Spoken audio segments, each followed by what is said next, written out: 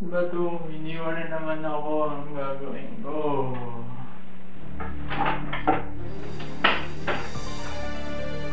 Hirap. Kawawa ka naman. Iniwan ka naman ng iyong girlfriend. Pang ilang beses na yan. Nakakaawa ka naman. Kawawa. Hindi ka na ba nakakasa ng sarili?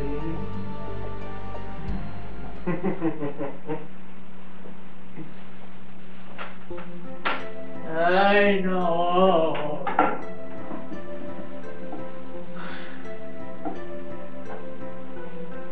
Hindi pinoproblema yan. Actually, baka may mas maganda pang darating. Isipin mo lang, sandali lang yung mga problema sa mundo. May mas masaya pang darating para sa inyo. Yun lang ang isipin mo. Kaya huwag ka na malungkot.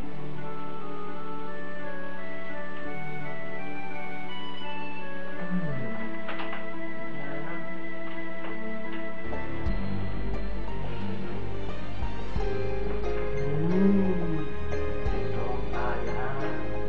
Masarap to. Nakakapagpalimot ang mga problema. Hindi mo ba alam? Maraming tao na umiinom na ganito at may problema sila. Gusto mo?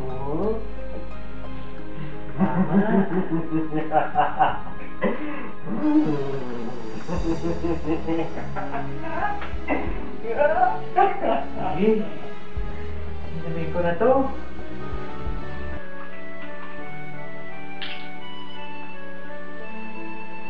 Wag.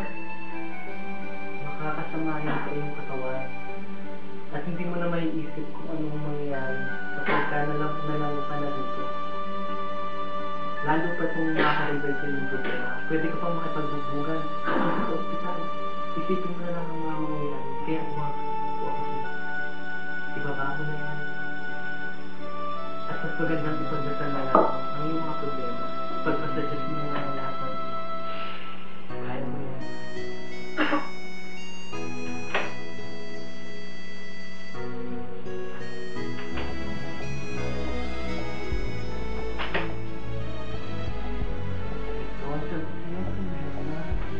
Kutsilyo. Let's go. Pagkakita ako sa iyong puso. Para wala ka nang naramdaman. Wala nang problema pag wala ka ng buhay. Hoy! Ikaw pala ang demonyo sa kanya. Huwag mong gagawin yan. Alam mo ba kung bakit? Pagka tinapos mo yung buhay, wala ka ng pagkakataon para itama mo yung mga mali. Wala ka ng pagkakataon upang ipakita sa nagmamahal sa'yo na mahal mo rin sa kanya. Ay, ang gagawin mo. Huwag! Ako, Sem. Ay, naku! Huwag kang makinig sa kanya. Wala ka ng problema. Ano ba? Ba't mo siya yung demonyo? Eh, demonyo, uy. Ay, huwag mong gagawin yan. Kung ako sa'yo, kundi mamamatay ka. Wala ka ng problema. Isipin mo, hindi ka na iiwan kahit iba. Magdasal ka lamang. Nonod na nga lang ako 3 fish. Ano nga yun? Ay, alam mo may magandang palabas yung Clippish niya, yung Project Halo. Favorite ko ay yung nagbibigay sa ano. Hindi ko alam yan, gusto ko yung bad.